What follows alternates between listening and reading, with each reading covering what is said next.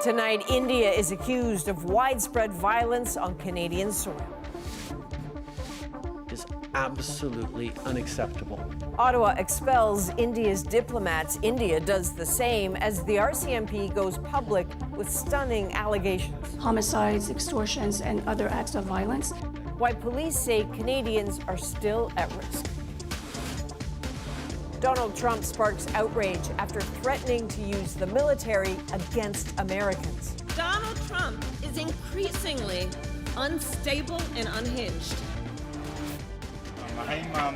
Separated by war, the Palestinian babies being raised in an Israeli hospital. Do you think Saida knows her mother? No. The difficult choice facing their parents in Gaza. From CBC News, this is The National with Chief Correspondent Adrian Arsenault.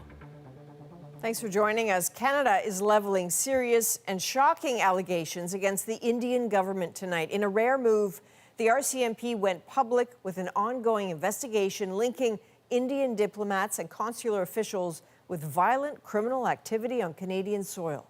The federal government says it moved quickly, expelling 6 top diplomats from India, including the High Commissioner.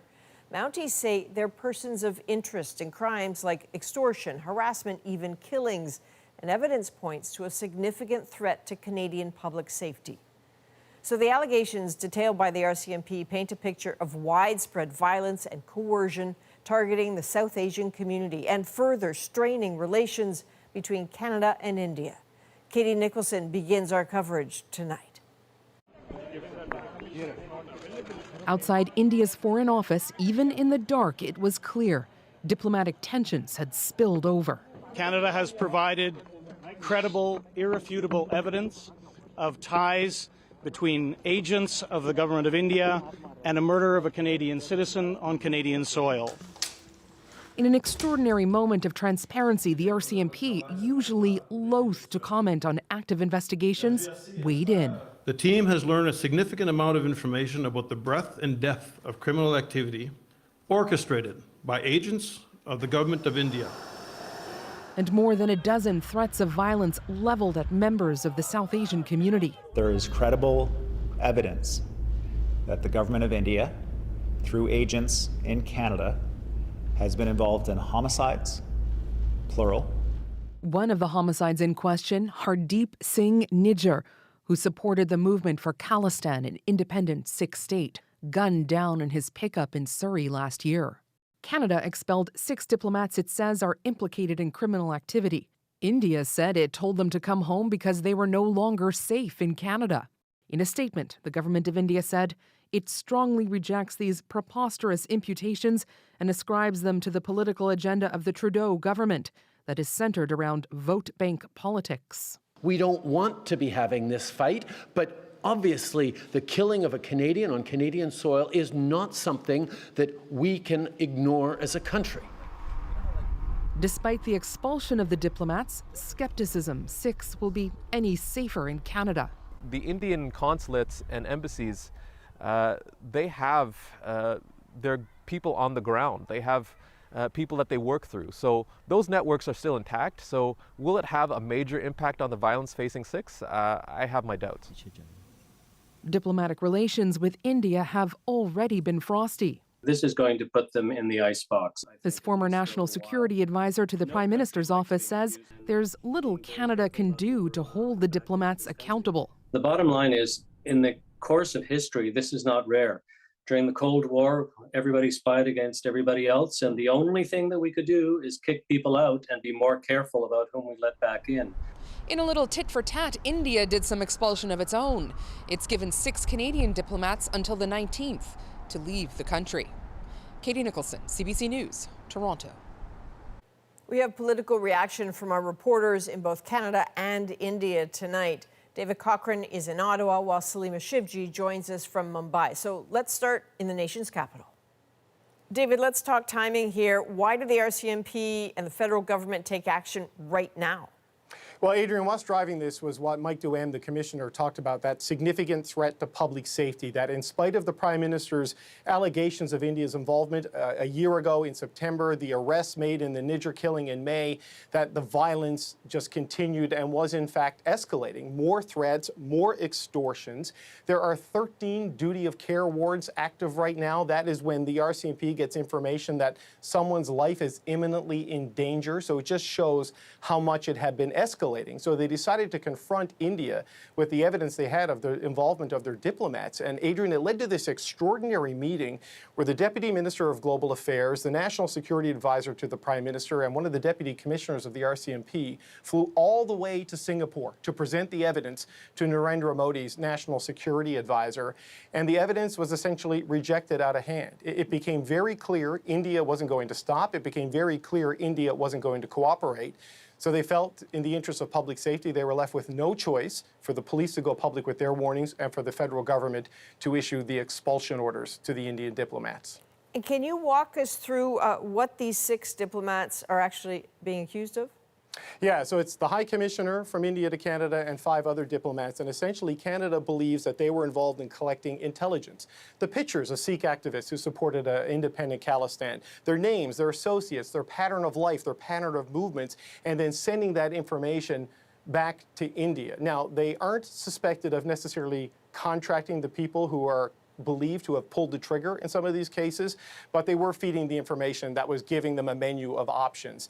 And the thing that struck me today, Adrian, was the Prime Minister's language. There was no qualification, there was no prevarication, it was just a clear certainty that they believe 100% India was behind this, and that's why they kicked those 6 diplomats out of the country just before 9 o'clock this morning. All right, David Cochran in Ottawa. Thanks, David. Thank you. And let's go to CBC South Asia correspondent Salima Shibji in Mumbai now. So, Salima, India's response so far seems pretty consistent with its past reactions. That's right. India's reaction to this serious escalation in allegations was predictable in its fury. That strident and extremely angry tone to the statements from India's foreign ministry, really very much in line with previous declarations from this government. And this time, again, a flat-out rejection of the claims, what India is calling preposterous and part of Justin Trudeau's political agenda. And it's worth noting that India basically came out with a statement first to get ahead of the news, whereas Ottawa has been trying and preferring to find quieter, more diplomatic channels to resolve this dispute. India then announced that it was withdrawing its High Commissioner to Ottawa, as well as 5 other diplomats, when in fact Canadian government officials say that they were expelled first because India had refused to waive diplomatic immunity so that police could interview them. And Salima, how is all of this playing out there? Well, that narrative, basically, that India recalled its envoy to Canada because of safety reasons and that it then kicked out Canadian diplomats in retaliation, that has been a top headline here in many newspapers and the preferred narrative for some. And that is what India is focused on in this diplomatic fight. Basically, what Indians believe in this, that their country is taking a strong stance towards Canada, long accused by the Indian government of harboring pro-Khalistani extremists. And with diplomatic ties eroding further, India certainly isn't inclined to back down. All right, Salima Shibji in Mumbai. Thanks, Salima. As the Prime Minister took questions about India, the focus turned to his future. He was asked in French if he will lead the Liberal Party in the next federal election. Oui. Yes.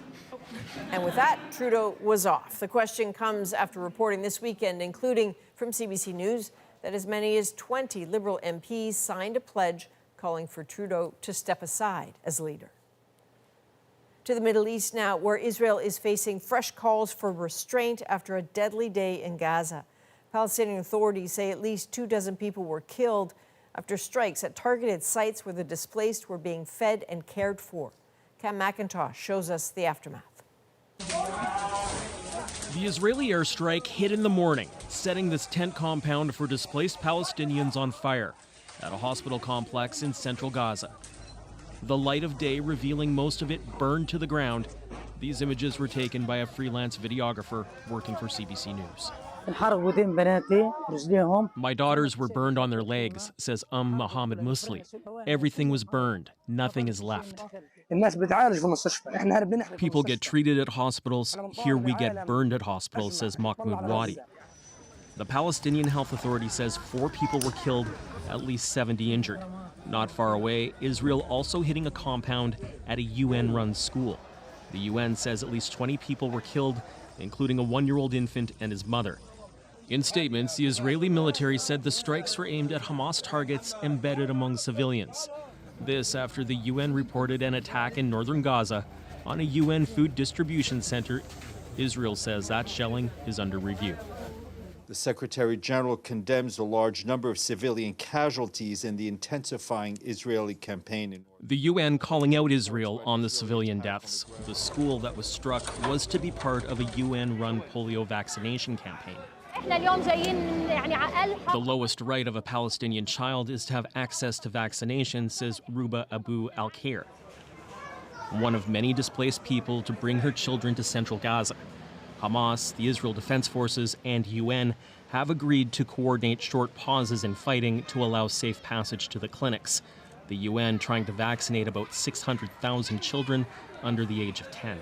The only thing that will stop us succeeding in the second round is if the pauses that have been agreed do not hold. Already proving to be a tenuous prospect as fighting in Gaza shows no sign of slowing. Cameron McIntosh, CBC News, Winnipeg.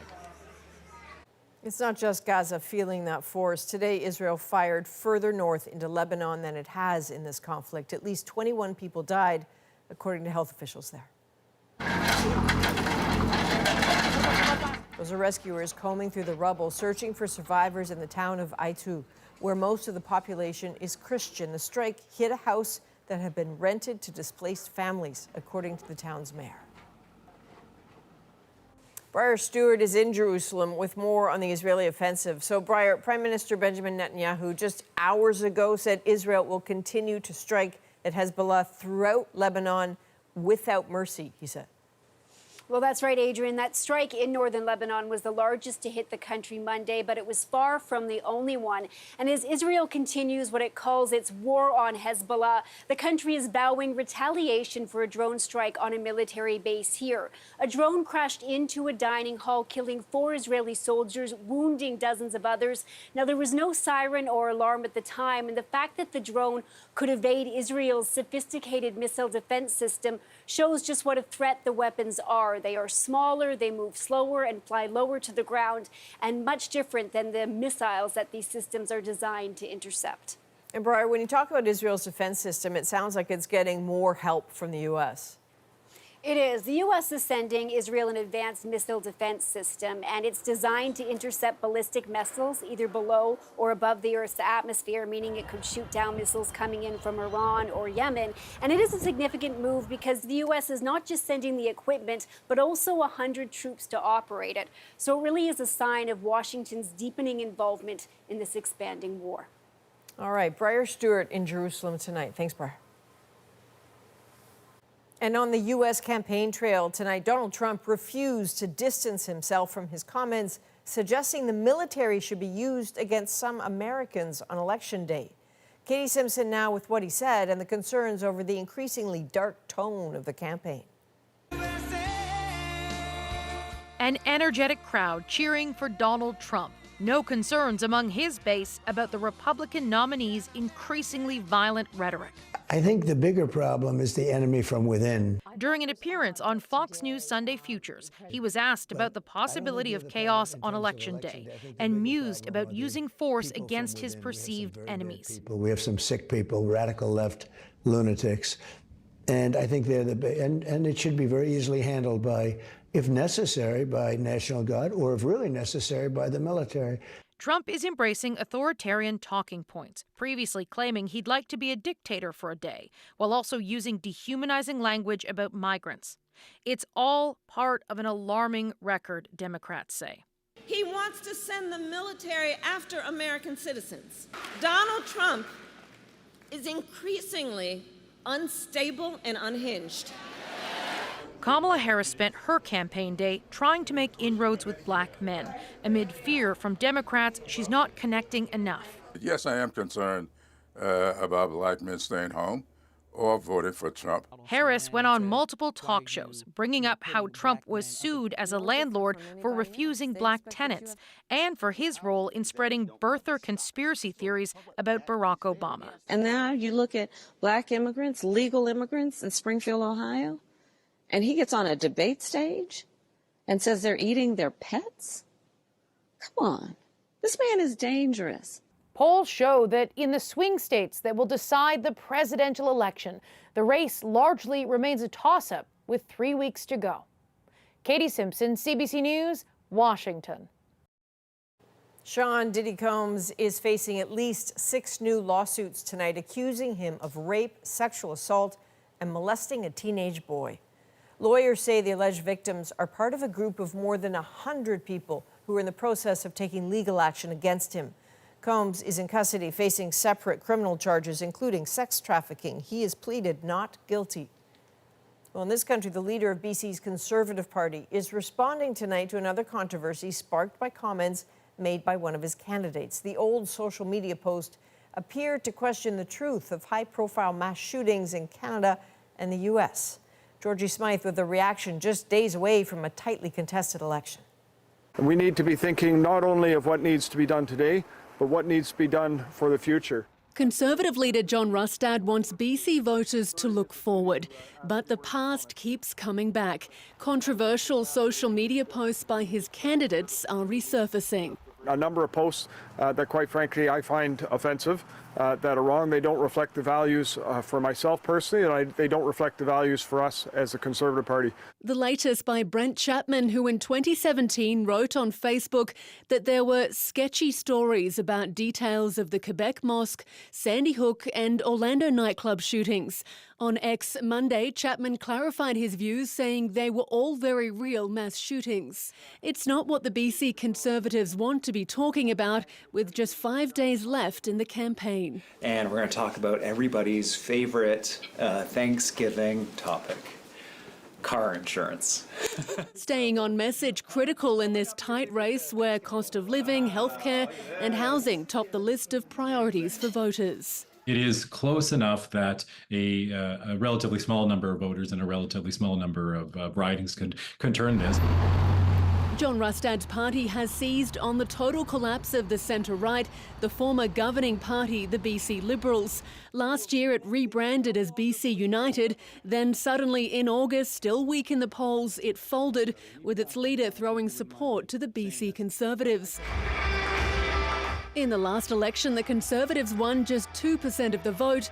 This weekend, they could form government. It does signal that we are in for a different kind of political conversation going forward, no matter who wins. Despite their meteoric rise, momentum for the Conservatives has slowed. The absence of a fully costed platform has left them vulnerable to attacks. The party says that will come Tuesday, just 4 days before Election Day. Georgie Smythe, CBC News, Vancouver. Canadian farms are turning more and more to automation to help make up for labor shortages. It just makes your job easier. The Saskatchewan farmer using artificial intelligence to map his crops. Next. Plus, the movie about Trump that almost wasn't released. If you have the big corporate distribution system that is willing to let that sort of culture of fear and intimidation govern their choices. Why Hollywood may be shying away from political films. And later, a piece of history found inside a freezer. Along with the biscuit was a note that said it was from 1940. The biscuit believed to be baked more than 8 decades ago. We're back in 2.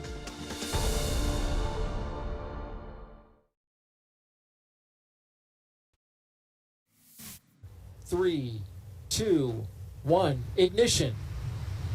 And liftoff. And there it goes. NASA's Europa Clipper blasted off today on a journey to one of Jupiter's moons. The uncrewed spacecraft won't get there until 2030. The goal of the mission is to determine if a frozen ocean there could support life.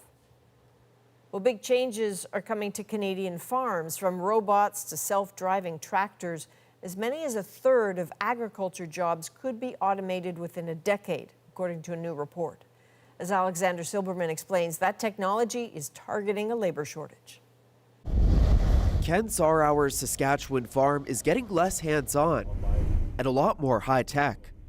It just makes your job easier. His combine mostly steers itself, sharing real-time data on the harvest. I see it as lane assist in your car, right? This camera on his sprayer uses machine learning, generating maps of crops and weeds. Family farms like Sarauer's are increasingly turning to automation, a shift driven by a persistent labor shortage. 1 in 3 agriculture jobs in Canada, or 100,000 positions, are expected to be filled by technology in the next decade. Labor challenges. This expert says robotics are helping farms of all sizes, including family operations. Now we have smaller scale automation where the small robot works up and down the field meticulously while the operator's not there, all from controls on a smartphone. These are our advanced processing platforms, so this is kind of like the brains of the autonomy systems. At this Winnipeg tech company, engineers are developing self-driving grain carts and tillage equipment, already on fields in the U.S. and coming to Canada in the next few years. So it's really not replacing jobs, it's just allowing farmers to, if they do have help, to deploy those to more valued operations.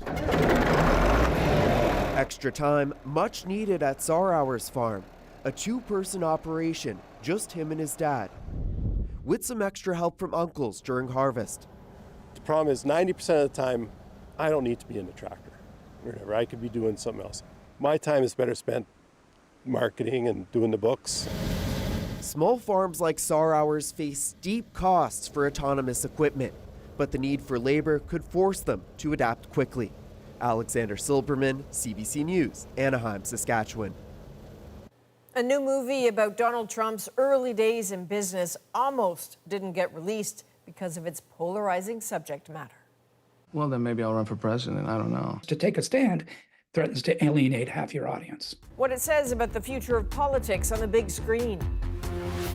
Plus, in a busy Ottawa neighborhood, a new plan to save lives. Overdose outside the building, 2 Narcans given already. We're super close. How it's tackling the overdose crisis, one connection at a time. And young families separated by the war in Gaza. You think Saida knows her mother? No, she don't know her mother. The babies being raised in a hospital far from their parents. The National breaks down the story shaping our world. Next.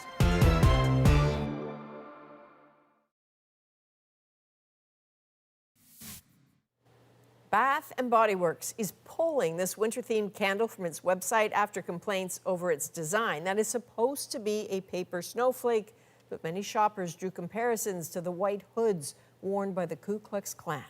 In a statement, the company apologized to anyone it offended. Performances in the new Donald Trump biopic, The Apprentice, are getting rave reviews, but its producers had a tough time getting the film into theaters. As Magda Gabrisalasa reports, critics question whether studios are shying away from putting politics on the big screen. Well, then maybe I'll run for president. I don't know. Donald Trump is a polarizing political figure today, but the movie The Apprentice bypasses that, zooming in on his early days as a real estate businessman in New York. At its American premiere, its director made it clear. This is not a political hit piece. And yet the film may be an example of how studios are cooling on films that could get political. After a successful showing at the Cannes Film Festival this year, a main financier backed out. Donald Trump threatened legal action, and major studios and streamers were silent. But then Briarcliff Entertainment stepped up, and a crowdfunding campaign kicked in.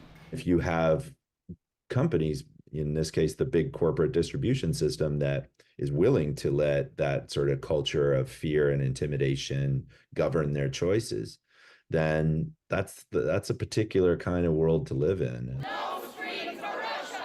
At the Toronto International Film Festival this year, we saw how public pressure can play out too. TVO pulled its support of the controversial documentary Russians at War after a backlash. And critics say films are keeping it safe with plot lines too. The disaster film, Twisters, a box office hit, was criticized for avoiding talk about climate change. And Civil War, that looked like it would dig into real-world politics, strayed from taking a stance. To take a stand threatens to alienate half your audience.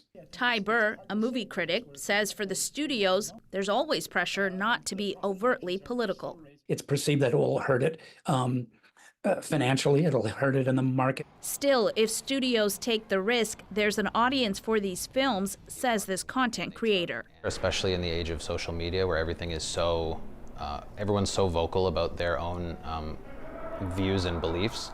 Magda Gebrselassie, CBC News, Toronto. Time now to dig deeper into the stories shaping our world. Babies being raised in Israeli hospitals separated from their parents in Gaza. I am a mother and I know what the mother feels when her kids is far from her. Families faced with a wrenching decision. But first. Sounds like they're overdosed outside the building. 2 Narcans given already. Police and paramedics patrol one of Ottawa's most troubled neighborhoods, part of a community-based project aimed at managing the overdose crisis. They're now 4 months in, so Robin Miller joined first responders for a ride-along to see if the new approach is working. Because he was total blue. He was gone. And so I gave him a Narcan. So you saved somebody's life tonight? Yeah. I do it on a regular basis. I have found 4 people dead from fentanyl. They found him unconscious. They were unable to rouse him. To have the coordination with EMS and police has been a game changer for us. It's about cops on the street, focusing on the folks who are most in need. It's the most rewarding thing you could have ever asked for, despite what we go through on a daily basis. The ByWard market is at the core of the nation's capital. It's a tourist destination and where people in Ottawa come to shop, eat, and party. But it's also ground zero for the city's opioid crisis, and that hasn't gone unnoticed. In fact, the Ottawa paramedics now have a special team of advanced care paramedics that only responds within the boundaries of the market. And producer Ryan Garland and I spent 3 days with them. This is on King Edward Street. It's coming in priority purple, overdose 4703. Can you log me on to 303 King Edward? This is a typical call. Last year, the market had more than 450 overdose calls that required a full-scale response. This year, the market medics are here in 30 seconds. Someone came out of this building, told us to call 911. We did everything that we can, and we got help for them. Everyone showed up very quickly, so I hope we did it efficiently and on time. When you hear that, it's one of the scariest things, because you don't know if they're going to die or if they're coming back.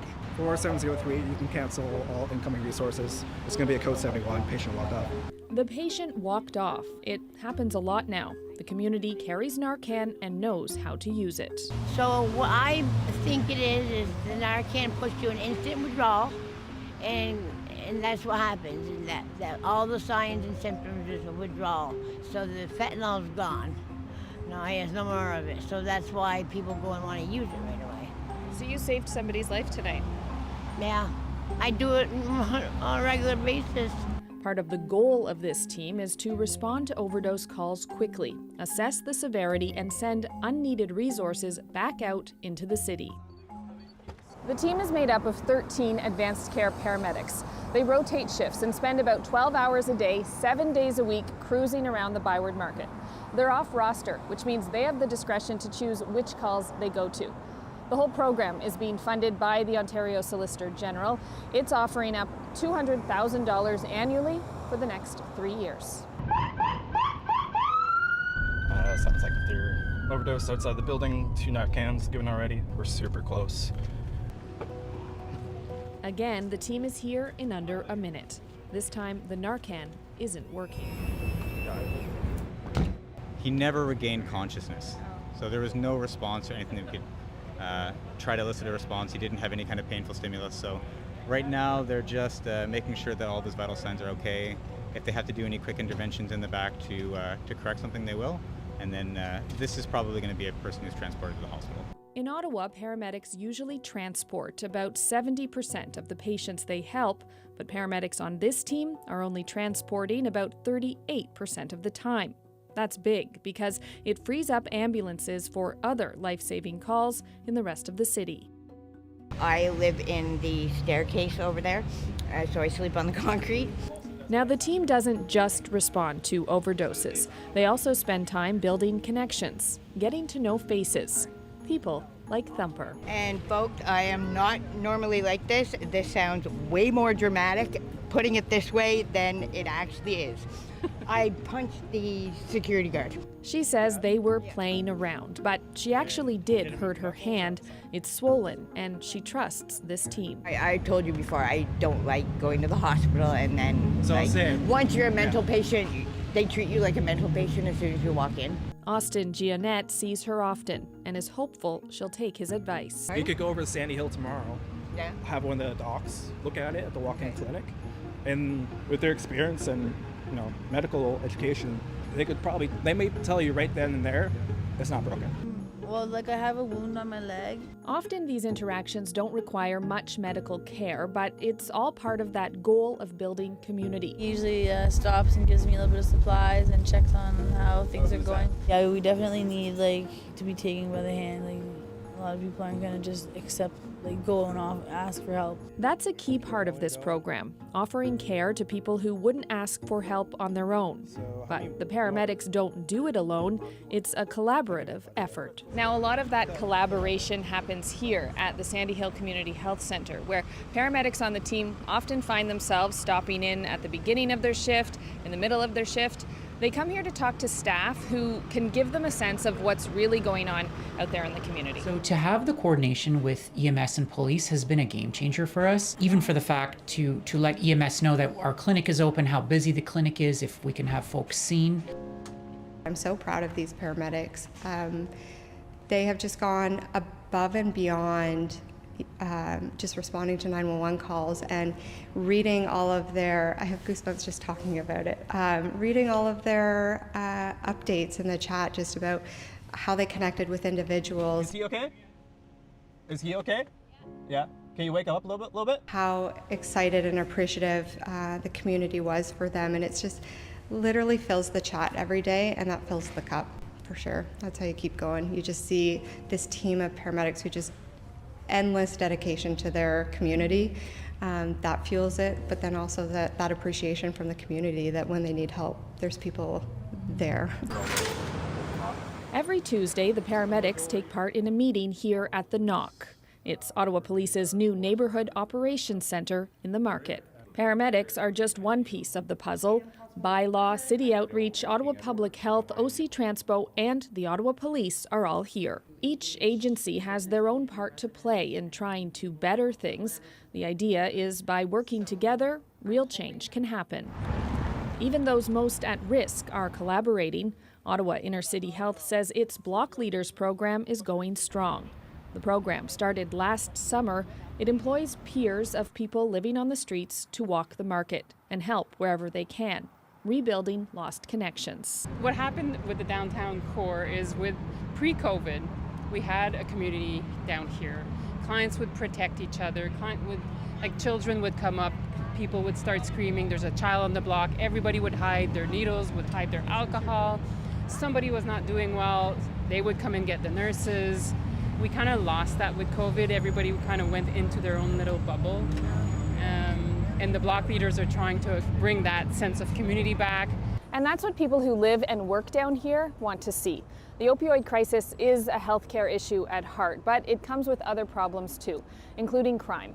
OPS knows they're not going to police their way out of this issue, so they're trying a new approach. But as we learned, it's mostly back to basics. This is policing 101. It's foot patrol. It's being in the community. But with a precision approach. Officers walk the market, hitting 8 hotspots, areas where they say data already shows a high call volume. So these are all the areas that have been identified as our hotspots. Yeah, based on crime statistics? That's right. Yeah. We spent a day on foot patrol with the team. It's all part of the core strategy. Community outreach response and engagement, a direct response to increased concerns from residents and business owners. Our objectives are, yes, we want to reduce crime, but Our main objective, really and truly, is we want people to feel safer. So they need to know that we're out here. They need to know that they need to see us out here as often as possible. And it can't just be a cruiser parked on the street. It can't just be us walking around. It has to be us actually speaking to people and making sort of our presence known. We spend most of the day checking in on people, often police just asking them to move along. She's not necessarily an issue, but because there's been so many issues here, Shoppers just doesn't want anybody loitering on their property at this point. Like paramedics, police are also working to build relationships. This actually gives you the opportunity to walk around the community that you're working in and speak with the people that you're dealing with, but then also the business owners and just the people on the street that you would never generally have the time to speak with. But time is money. The total budget for the core strategy is $4.8 million over the next 3 years. 95% comes from the province. The majority will be spent on these foot patrols. The rest will help run the operations center, support community initiatives, and analyze the results of the program. The most recent crime stats for the market weren't available, but police say the neighborhood is one of the most problematic areas in the city.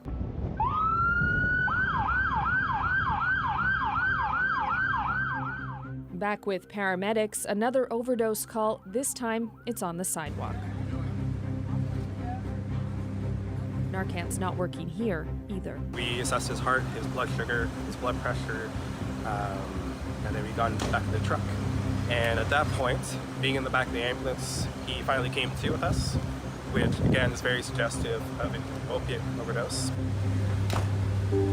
The work isn't easy. Day in, day out. It can sometimes feel like you're not getting anywhere, and partly why these guys say you have to celebrate the small victories, like when we get pulled over to help deliver sleeping bags. I mean, I drive by here and I see it, and I thought, this is a good place as any to, these guys need this, right? Or when we come across a group of volunteers just here handing out food in their free time. We want to make connections, we want to talk to people, we want to give them hope. We want to encourage them that actually, if they want to get sober, there's options out there. Some days the victories feel bigger, like today, when the core team finds Angel. Shelter workers are looking for her with news she'll soon have a home. I got a text asking for our help to locate this female that they were looking for her. Essentially, I'm assuming she was on the housing registry, and it was her turn to get the keys to a dwelling unit, so she's obviously very happy. Those tears of joy. They got me a place pretty quick, I guess. I didn't expect it this quick. They told me before some snowfall. And so what's really remarkable about this paramedic initiative is just how fast the response time was. We're sitting with paramedics, they're listening to the scanner, they're watching calls come in on the computer, 911 calls for an overdose or a suspected overdose, and oftentimes we were there at the call in less than a minute. So speed obviously matters, but how else, Robin, are they measuring success? Yeah, so it's tricky, right? Because these projects are in the very early stages, but what I can tell you is that the interactions that we saw paramedics having with the public, police having with the public, they were all positive, a bit more positive than I think I was actually expecting to see, especially with police. And so for now, as they wait for real data to come in, that's what they're basing the success on. And the hope is that, if these projects are successful in the market, that they can be expanded elsewhere in the city as well. All right, we'll be watching. Robin Miller, thank you. You're welcome. Coming up, babies separated from their families by the war in Gaza and the hospital staff doing their best to raise them. Chris Brown brings us that story next.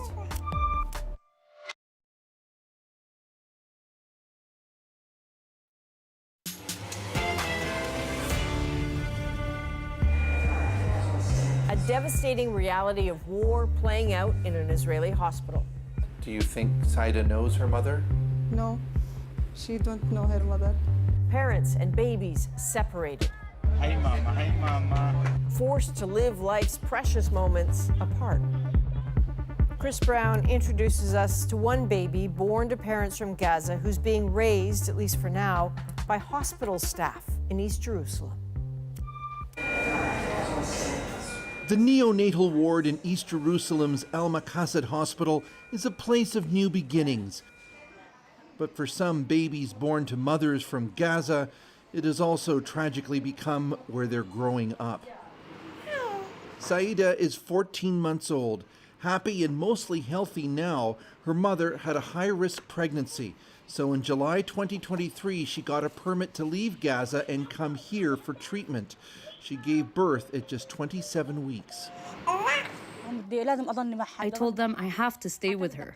The doctor said that's not possible. She needs to stay with us for 3 months. Our videographer in Gaza met Heba Idris and her husband in Han Yunis. After the birth, Heba was able to return to Jerusalem to visit Saida in hospital only once, before the Hamas attacks of October the 7th happened.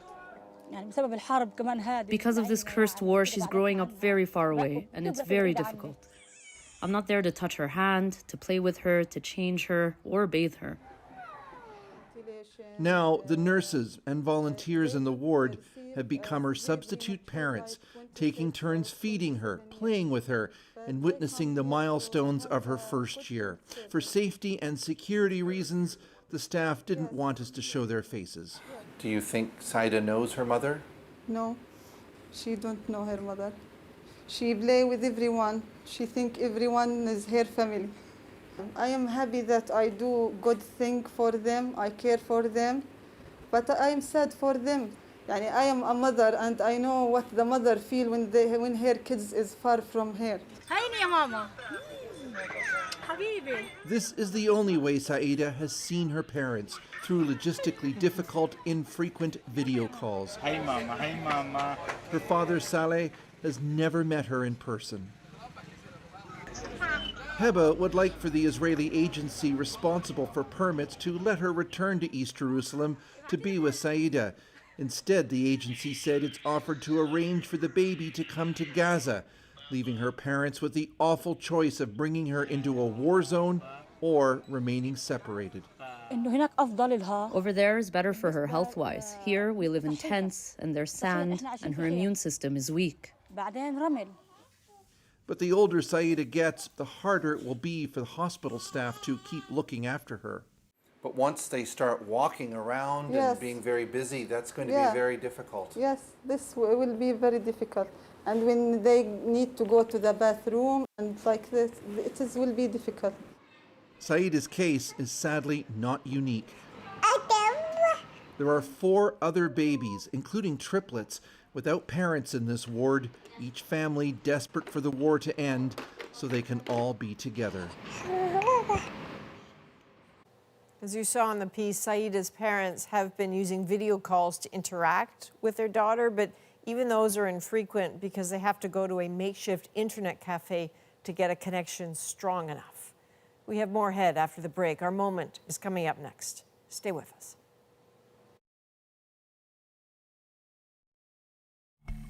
So this probably looks like a perfectly normal biscuit, but eating that might not be a great idea because it's old. It is really old. Preserved, it seems, for 84 years.